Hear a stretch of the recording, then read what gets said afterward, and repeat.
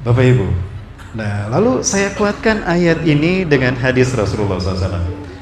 Baik, Bapak Ibu, Nabi Isa ada di atas dan Dajjal ada di bumi. Nah, terkait dengan Dajjal, tadi ayatnya, tidak ada satu fitnah sejak Allah menciptakan Nabi Adam hingga hari kiamat, fitnah yang lebih besar dari fitnah Dajjal. Wa qad anzalal anbiya war rusulu qaumahum anhu. Dan sungguh para nabi dan rasul sudah memberikan peringatan tentang bahaya Dajjal pada kaumnya sejak Nabi Adam sampai Nabi Isa alaihissalam. Kama anzarah Nuh qaumah, sebagaimana Nuh telah mengingatkan kaumnya dari bahaya fitnah Dajjal. Nah, ini yang menarik. Wal yaum, hari ini aku akan mengatakan kepada kalian, sa'aqulu lakum ma lam yaqulhu min qabl.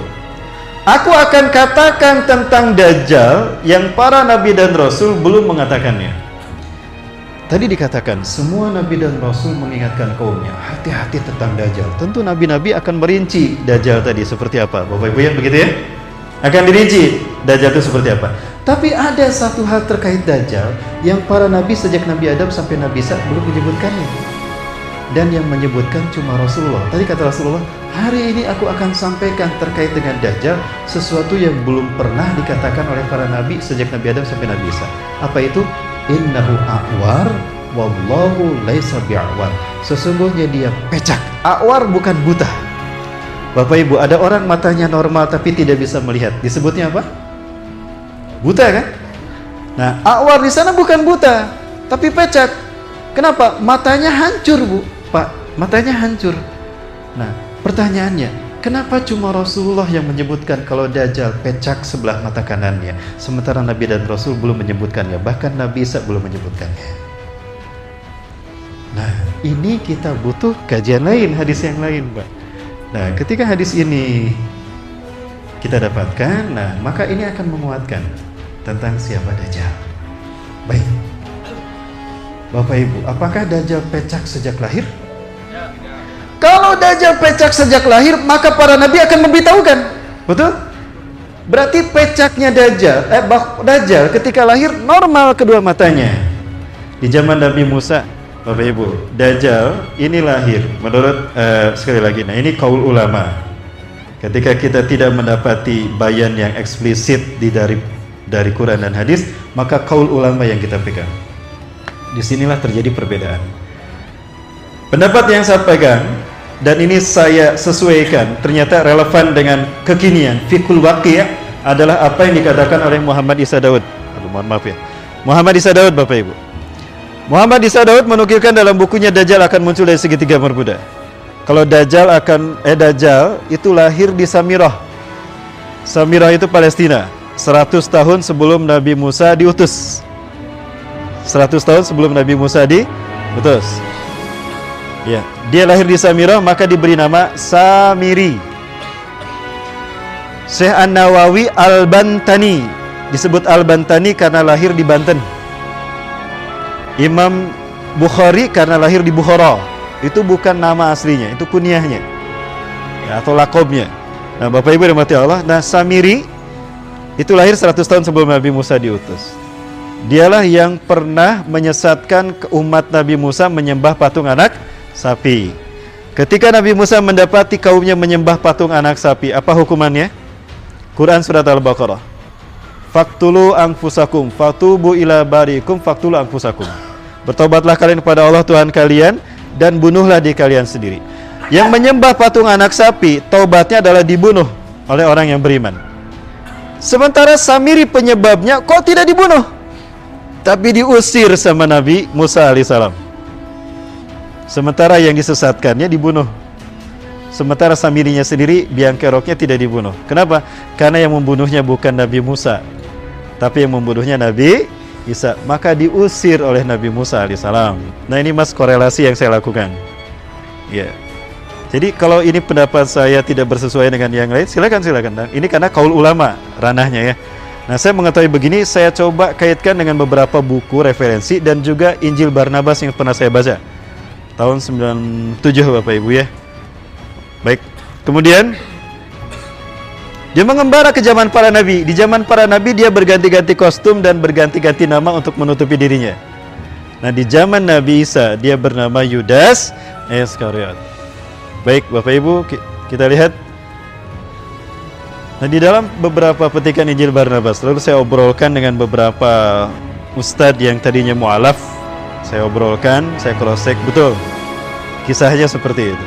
Seperti apa yang saya baca dalam kisah Injil Barnabas tahun 97. Bapak Ibu, Nabi Isa alaihissalam dalam jamuan terakhirnya terhadap kaum Hawariyun itu berkata, saat itu Nabi Isa diikuti oleh 12 pengikutnya yang bernama Hawariyun, Isna Asyara. Salah satu dari mereka bernama Barnabas. Nah, Barnabas ini yang paling taat kepada Nabi Isa alaihissalam dan paling hafal tentang Injil. Maka disusun kembali dan dinamakan Injil Barnabas. Barnabas mengatakan, kelak di antara kalian, kata Nabi Isa berfatwa sebelum diangkat ke langit. Kan di dalam Al-Quran dikatakan, Isqala Isa bin Maryam lil hawarina man ansari ilallah qala al hawariyuna nahnu ansarullah. Nah, maka Nabi Isa kemudian mengatakan, kelak di antara kalian ada orang yang berkhianat kepadaku dan dia akan menggantikan tempat kedudukanku. Cuma itu yang dikatakan Nabi Isa. Barnabas memahaminya dan menghafalkannya. Maka tidak lama kemudian datang seseorang dari pengikut Nabi Isa yang berjaga-jaga di perbatasan. Ya, intabi wa antum wa anta ya Isa bin Maryam. Bersembunyilah kalian dan Anda wahai Isa bin Maryam, Nabi Allah. Kenapa?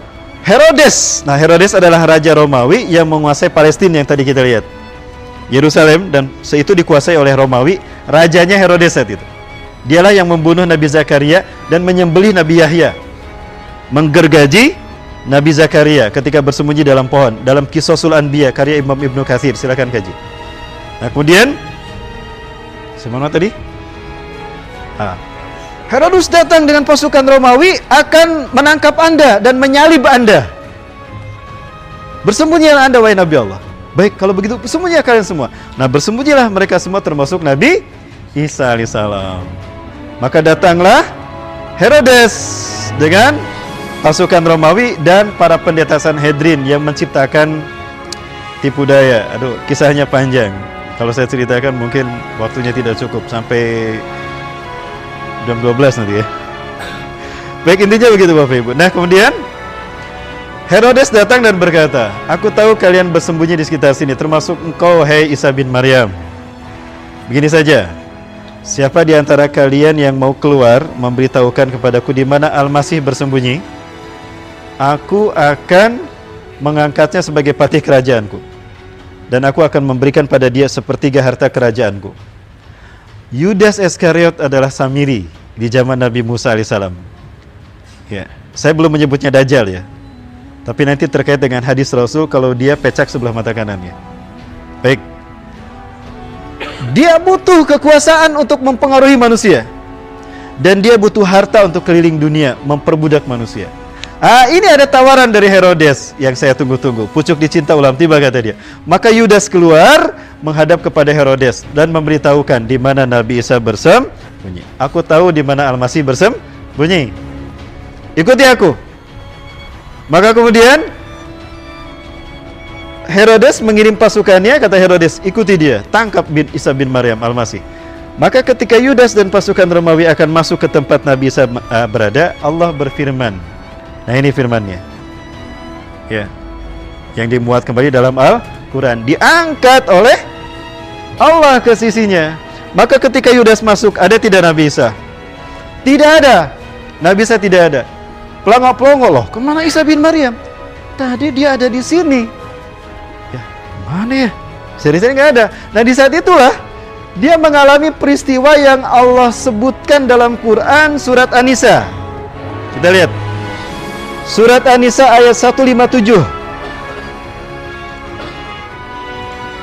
Biar jelas Bapak Ibu, mohon maaf saya tuntaskan ya. Bapak, Bapak, Bapak. Ya. Bapak, Bapak Ibu. Gimana lanjut? Ya. 157 Bapak Ibu.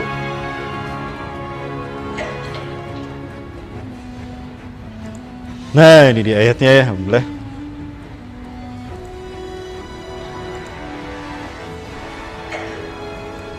Nah, wa qaulihim, dan perkataan pendeta Sanhedrin yang memasukkan Taurat menjadi Talmud di zaman Nabi Zakaria di Palestina tadi.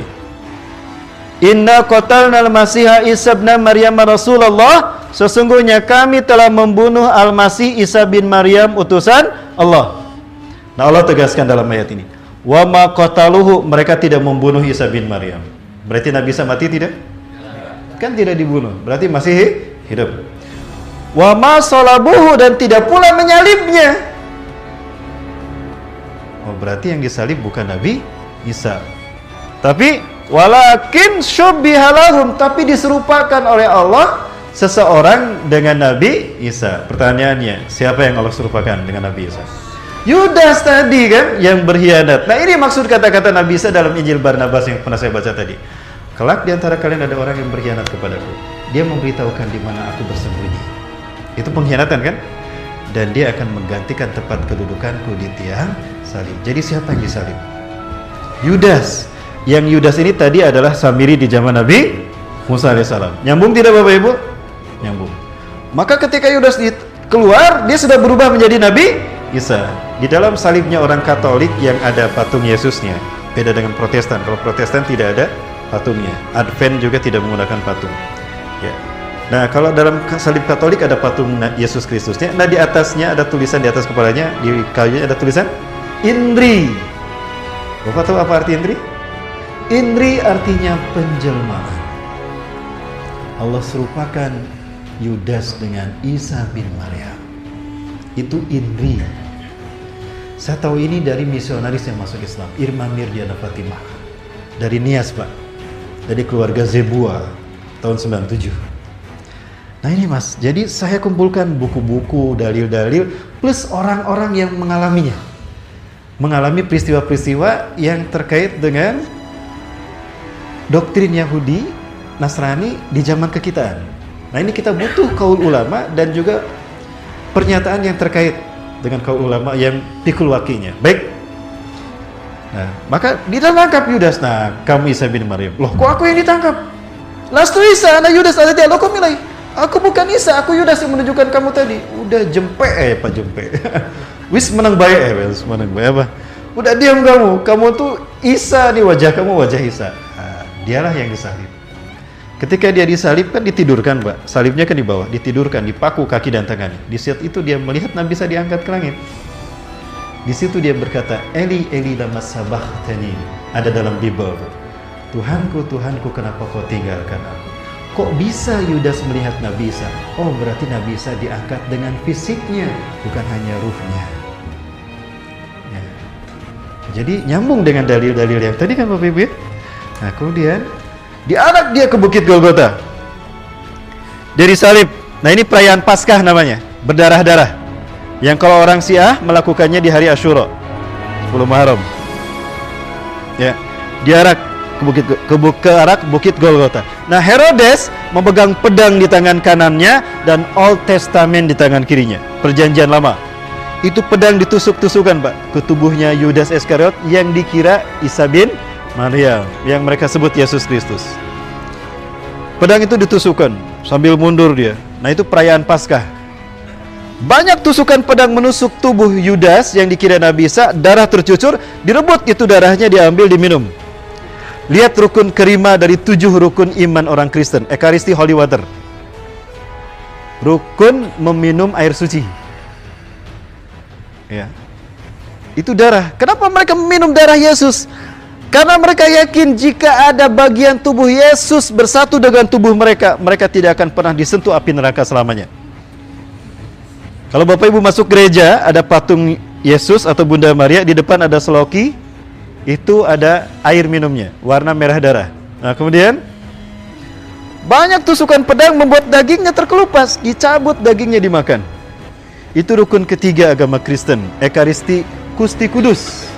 Rukun memakan tubuh Tuhan. Setelah kebaktian, ya, misa di gereja, mereka makan roti. Pendetanya di depan pakai nampan, dikasih rotinya. Haleluya. Keluar. Gitu ya. Saya nggak pernah mengamalkan, jadi nggak bisa. Dan tidak meyakini. Nah, salah satu tusukan pedang Yudas menusuk mata kanan Yudas Iskariot. Maaf, salah satu tusukan pedang Herodes menusuk mata kanan Yudas Iskariot. Nah, ini yang Rasul maksudkan. Ketika para nabi bercerita tentang Dajjal, tentang pecaknya cuma Rasulullah.